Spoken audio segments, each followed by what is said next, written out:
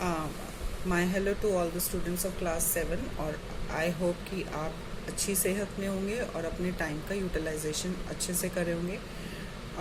When I say the utilization of time, I never mean कि आप सिर्फ पढ़ाई कर रहे होंगे, बट आप अपने घर में अपने पेरेंट्स के साथ इस लॉकडाउन में, इस पैंडमिक के समय में अपने समय का सदुपयोग कर रहे होंगे. पेरेंट्स की हेल्प करके you can go through story books, कुछ भी, जो भी आपकी पसंद का काम है, कोई नई हॉबी, उसको भी आप कल्टिवेट कर रहे होंगे.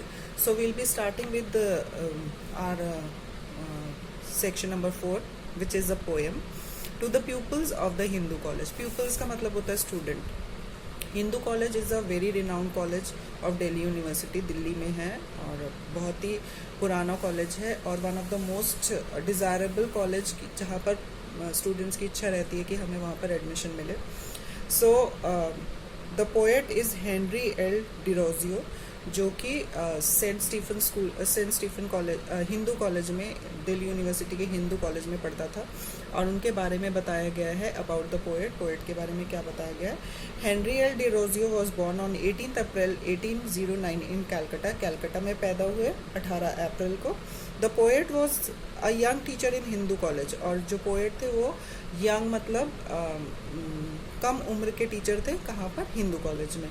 He was very popular among his students. और वो अपने स्टूडेंट्स, अपने प्यूपल्स के साथ बहुत ही पॉपुलर थे. सब लोग उन्हें बहुत पसंद करते थे. Derozio was enable to become a teacher of English literature in the Hindu college when he was only 18. Derozio जो थे वो 18 साल की उम्र में ही हिंदू कॉलेज में इंग्लिश के टीचर बन गए थे. आप समझ सकते हैं कि उनकी कितनी कैपेबिलिटी थी, कितना कमांड था उनका इंग्लिश लैंग्वेज पर. A poet as well as a teacher of poetry, Derozio loved India and nature. क्योंकि वो खुद एक बहुत अच्छे पोएट थे और इंग्लिश लिटरेचर के टीचर भी थे, उन्हें इंडिया और उसके लोगों से बहुत ही प्यार था. He also loved a student, which is the best exhibited in his present sonnet to the people of the Hindu college. उनको अपने स्टूडेंट से बहुत प्यार था और शायद इसी प्यार को दर्शाते हुए इन्होंने ये पोएम लिखी थी, जिसका नाम है to the pupils of the Hindu college. उन्होंने डेडिकेट करा है इस पोएम को. किसके लिए? Students of the Hindu college. Expanding like the petals of young flowers, I watch the gentle opening of your minds and the sweet loosening of the spell that binds your intellectual energies and power. पूरी की पूरी poem उन्होंने अपने students के लिए ही dedicate करी है. उसके बारे में ही वो लिखना चाह रहे हैं. That stretch like young birds in soft summer hours, their wings to try their strength, on how the winds of circumstances and freshening April showers of early knowledge and unnumbered kinds of new perceptions shed their influence, and how your worship true omnipotence. What joyous rains bring upon me when I see fame in the mirror of futurity. Weaving the chaplets you have yet to gain, and then I feel I have not lived in vain. The writer is Henry L. Derozio. Perception का मतलब वो क्या कहना चाहते हैं इस poem के through, क्या कहना चाहते हैं. The poem says that the students expand like the petals of the young flower in the practice of blooming. वो कह रहे हैं कि जो बच्चे होते हैं, स्टूडेंट होते हैं, वो कैसे होते हैं? एक खिलते हुए फूल की तरह होते हैं, एक यंग फ्लावर की तरह होते हैं, जिसके की पत्तियां जो हैं अभी खुल रही हैं और एक्सपीरियंस गेन कर रही हैं. The poet watches the gentle opening of their minds as it gradually unfolds like the fragile petal of a flower. और पोएट उन सब कलियों को खिलते हुए देखकर बहुत खुशी महसूस कर रहा है कि कैसे एक कली जो है वो मैच्योर फ्लावर में चेंज हो रही है. उनका थॉट प्रोसेस पढ़ाई से, एक्सपीरियंस से, एक्सपोजर से, कैसे उनके थॉट प्रोसेस, उनके दिमाग में जो थॉट्स चल रहे हैं, जो आइडियाज़ है, वो कैसे दिन पर दिन ब्लूम हो रहे हैं, मैच्योर हो रहे हैं. He was very happy when he saw students developing into a scholars. और उनको अपने स्टूडेंट्स को स्कॉलर्स में बदलते हुए देखकर बहुत ही निहायत खुशी हो रही है. Comparing them with different natural phenomena with learning and knowledge, he exhorts them to find out the truth and its supreme power. He feels happy when he finds that his labor has not been in vain. और उनको ये सबसे ज़्यादा खुशी हो रही है कि कैसे उनके स्टूडेंट नॉलेज को ग्रास्प कर रहे हैं, एजुकेशन को ग्रास्प कर रहे हैं और सुप्रीम पावर है, जो ईश्वर की शक्ति है, उसे पहचान रहे हैं.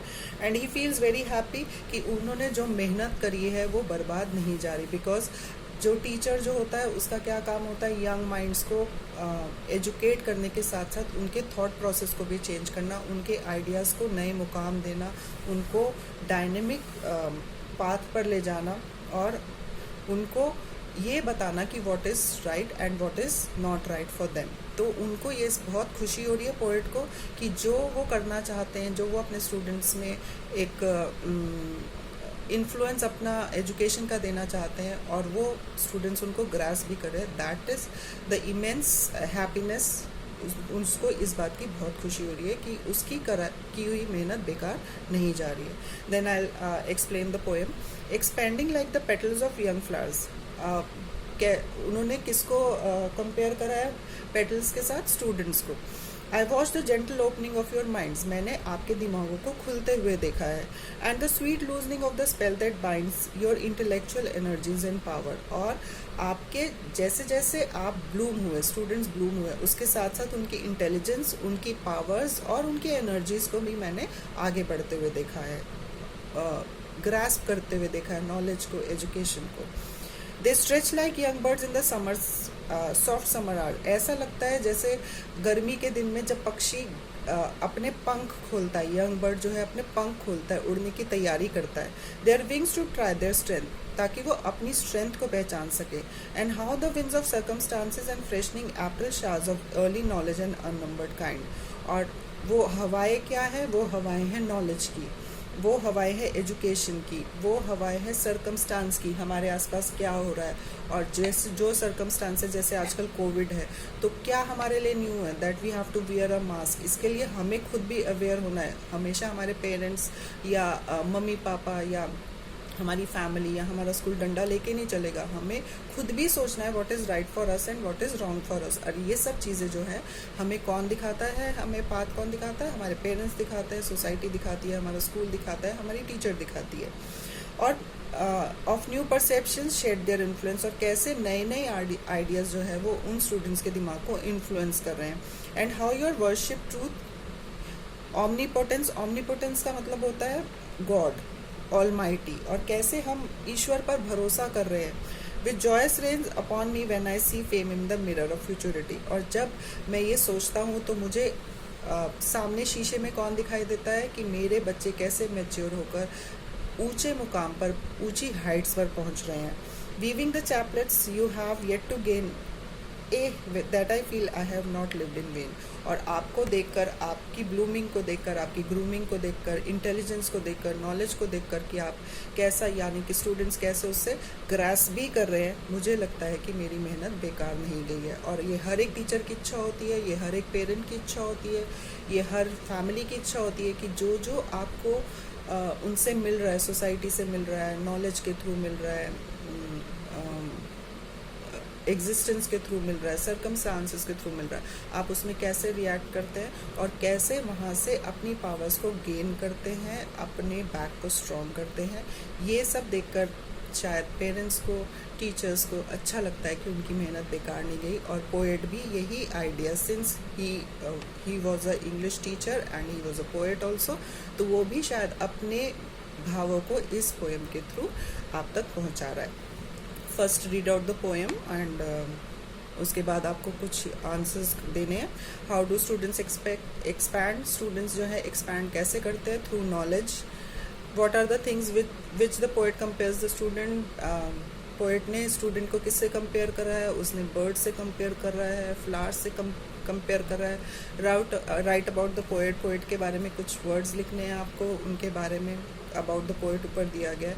And then second is learn the poem and fill in the blanks. आपको पोएम को याद करना है और fill in the blanks as such आप करते रहते हैं। Then there is a writing drill. You were alone at home when the postman brought a packet. आप घर पर अकेले हैं जब पोस्टमैन एक पैकेट लेकर आया है। You have received it and kept it safely in the cupboard. आपने उसे लिया उससे और सेफली कबर्ड में, अलमारी में रख दिया। As you have to go to library और ड्रॉ अ बुक। अब आपको कहाँ जाना है? लाइब्रेरी जाना है, एक बुक लेने के लिए जाना है। Write a message for your mother telling about the packet as well as the likely time you will take to return home. Limit your writing within 50 words. This is a hypothetical situation. ये हमारी life में होती भी है कि आपके घर में एक पैकेट आया है, आपने उस पैकेट को जो है संभाल कर अलमारी में रख दिया. Your mom is not at home, nobody is at home, और आपको लाइब्रेरी जाना है बुक लेने के लिए. तो आप एक शॉर्ट नोट लिखेंगे अपनी मॉम को दैट एक पैकेट आया है जिसे मैंने कबर्ड में रख दिया है. Now I am going to library to fetch a book, और मैं कितने बजे तक लौटूंगा. आपकी वर्ड लिमिट है 50 वर्ड्स की, और आपको एक छोटा सा मैसेज अपने मदर के लिए लिखना है. सेकेंड, आपका फेवरेट पार्ट, गूगल सर्च करना है. Collect some information about Hindu College. Hindu College को के बारे में इंफॉर्मेशन कलेक्ट करिए और उस पर एक छोटा सा नोट लिखिए. एंड जो आपकी राइटिंग लिमिट होगी दैट इज़ 70 वर्ड्स. बहुत आसान है, बहुत इंटरेस्टिंग भी है. Please take interest in your studies as well as household chores. अपने पेरेंट्स की हेल्प करिए और इस लॉकडाउन को एंजॉय करिए. Thank you, bye bye, see you.